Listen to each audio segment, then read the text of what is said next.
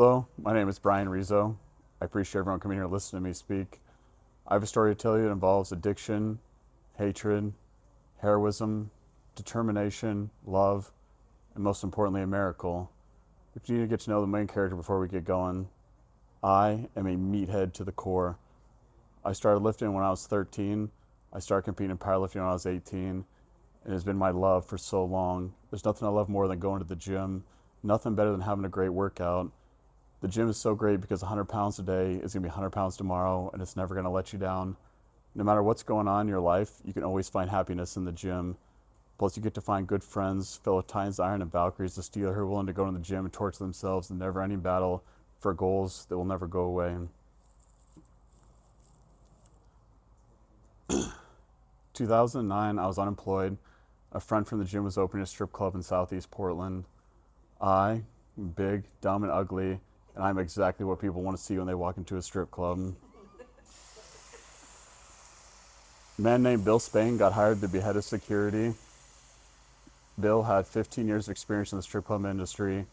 Bill became more of a boss to me than anything else. He became like a brother, like a father figure.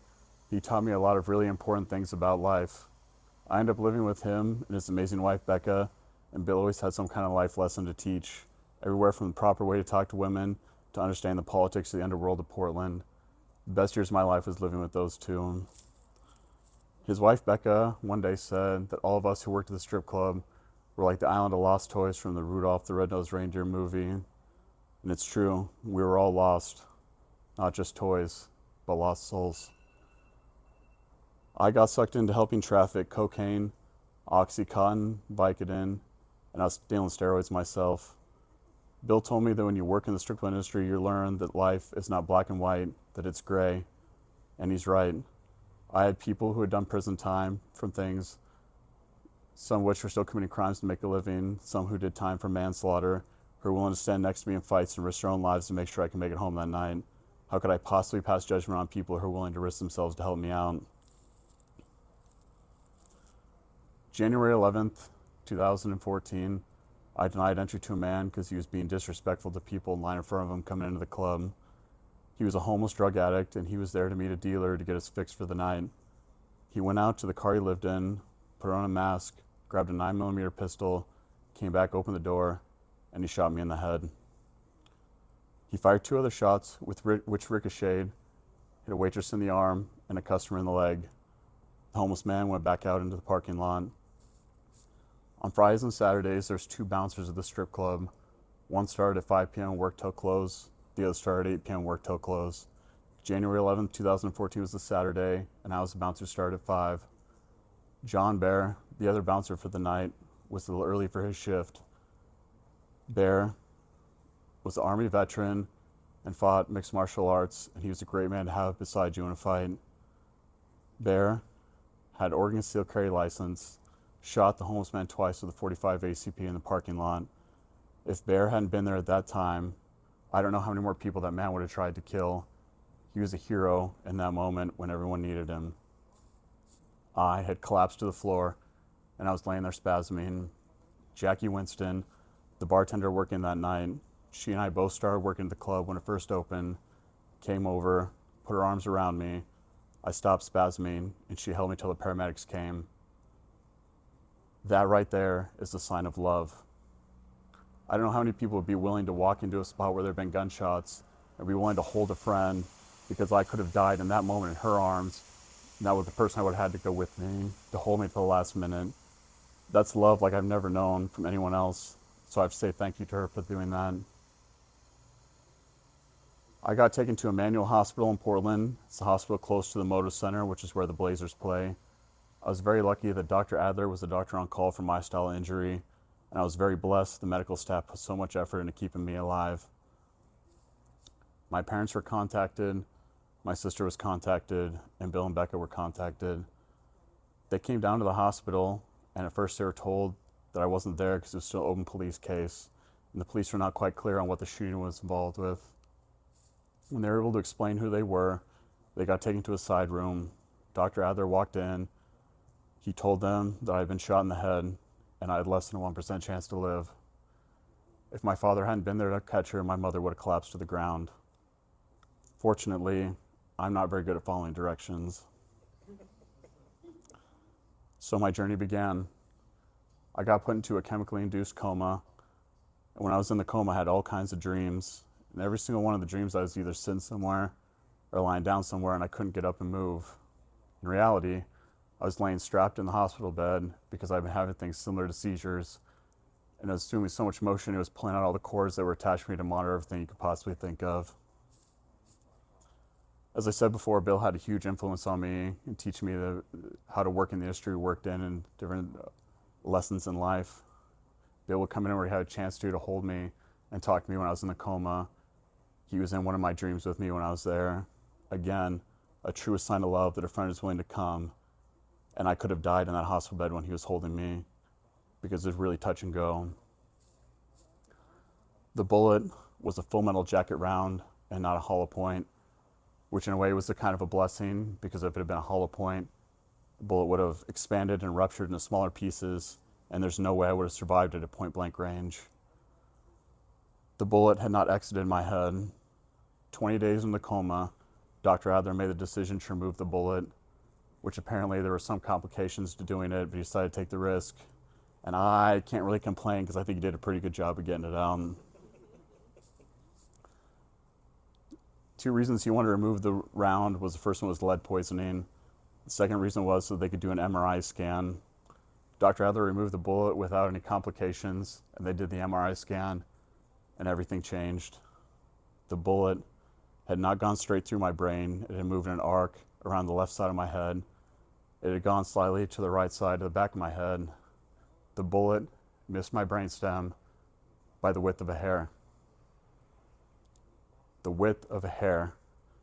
In that one moment in the den of sin, I was a 2-bit bouncer helping traffic cocaine, Oxycontin, Vicodin, and steroids, and God still decided that my life was worth saving.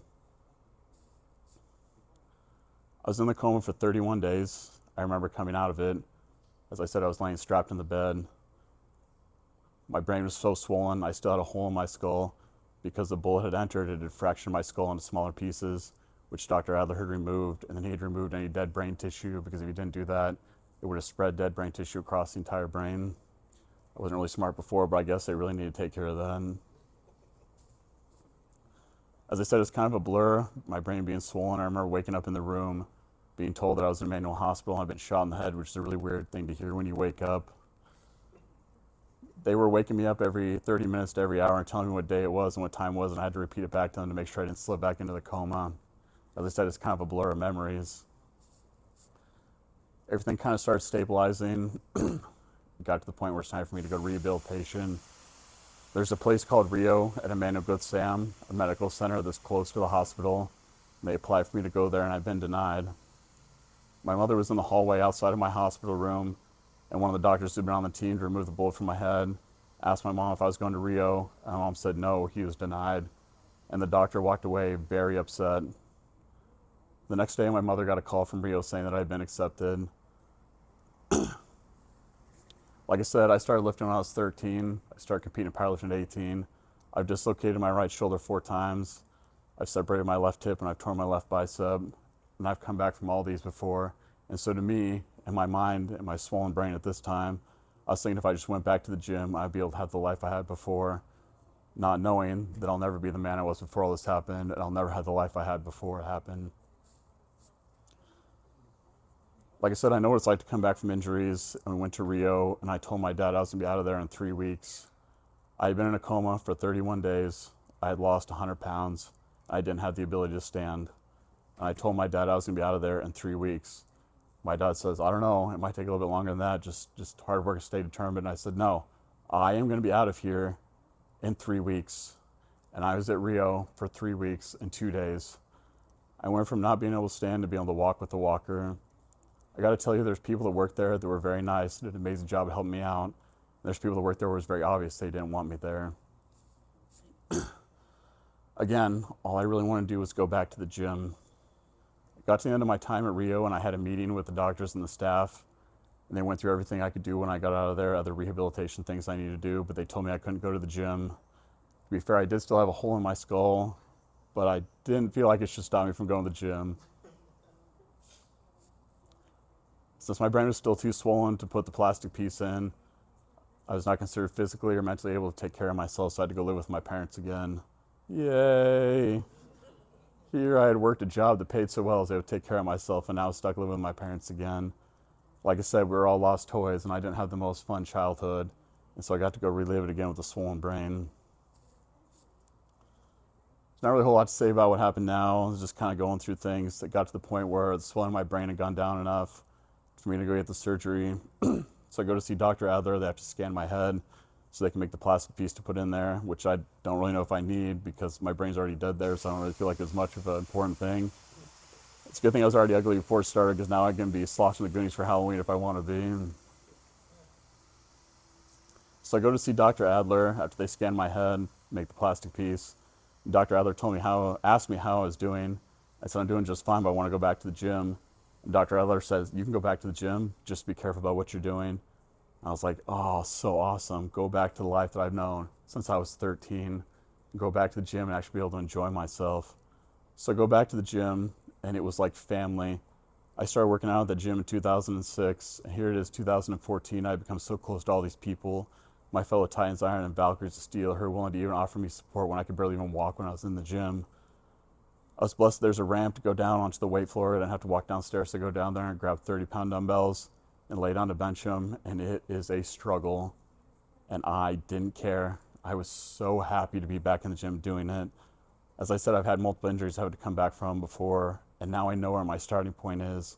I know that hard work and dedication will get me to where I want to be, although at that time still thinking that I'd be able to become the man I was before all this happened, not knowing that I ever will be that person again. I had to go see an eye specialist because I had so much damage to my eyes that my left eye was moving left and my right eye was moving right. I had to do rehab to get my eyes to move together again. Even though they rehabilitated as well as they possibly could, my vision is still not very good. Even with corrective lenses and the glasses on, it's not 20/20, too much damage to my left eye. I've also had seizures, so I had to start taking medication for that and seeing a specialist. Everything kind of stabilizing out. I got done. I went and had the plastic piece put in my head without any problems. Everything kind of stabilizing out, and I got to the point where a judge ruled that I was now physically and mentally able to make my own horrible life decisions like everyone else. So I moved away from my parents so I could live by myself. I got a dog because you don't get any better love than you do from a dog. It's the best love you'll possibly get. No matter if you're handicapped or not, the dog doesn't care. They'll love you no matter what. I got a place close to the gym in Oregon City, and that's where I was living. Depression is something I fought for the majority of my life. I could sit here and tell all kinds of stories, complain about my childhood, but it had all kinds of effects on me, mentally and emotionally, and even physically, while I was willing to go and torture myself at the gym. Suicide is a problem I had for the majority of my life. There are times where I sat there with a gun in my own hand, the barrel against my head, thinking about ending it because I was so tired of everything. The gym being the place I had to go to, and then Bill, the love that he gave me when we lived together, and all the life lessons that he taught me definitely took me away from ending my own life. But here I was, a fraction of the man I once was, handicapped with traumatic brain injury. I couldn't help anybody. I became more of a burden for other people to have to carry. What am I supposed to do? Why am I alive? How am I supposed to live with being such a worthless human being like this? And suicide became a problem. There wasn't any one moment where it came, but it was a lot of nights of just sitting and talking to God when I finally started finding peace. God kept me alive for a reason. He keeps everyone alive for a reason. He has an idea for everyone when he creates them and why they're alive. And sit there and talking to God, I finally started finding relief in the darkness and understanding that I don't have to be who I was before. I don't have to be angry all the time. I don't have to take my aggression out on other people. The problem right now is that there are other people who suffer from traumatic brain injury and PTSD problems that have issues with suicide. Suicide is very high among people who are suffering from this. Not only that, but also depression. I am so blessed that I had the gym to go to, and I'm so blessed that so many people are willing to step up and help me, far more than I deserved. So many people were willing to help me, and I couldn't believe that they were willing to do such a thing. I've been an adult babysitter for so long, so I was always waiting for some kind of issue with people from what I did for a living. So I guess all I can say to other people is that you have a mountain set in front of you in life. And there'll be days where it's an easy walk up the mountain, and there'll be days where it's a fight to gain an inch. And the worst of times, you're going to lose the ground that you fought for. but understand that God did not set this mountain in front of you because you can't climb it. You may look around and see that other people's mountain is not as high as yours, is not as hard to climb, but it doesn't matter what other people are doing. I have to say that life is not equal. Everyone's mountain is going to be different, and it's going to be your struggle to keep going, but you have to keep going forward. You have to keep fighting, and you have to keep going because God kept you alive or something. I was a 2-bit bouncer at a strip club in Southeast Portland, helping traffic cocaine, Oxycontin, Vicodin, and I was selling steroids myself. I was helping promote pornography, and I was bringing any kind of hatred and violence on people that I wanted to. But at one moment of true hatred, someone put a bullet in my head, and God still decided that my life was worth saving, and I'm nobody. I can promise you that you're worth more than I am, that God is with you every day, and He's willing to help you out. Set your goals and keep going, and you can get there because you have strength inside of you. I appreciate everyone coming out and listening to me speak, and God bless.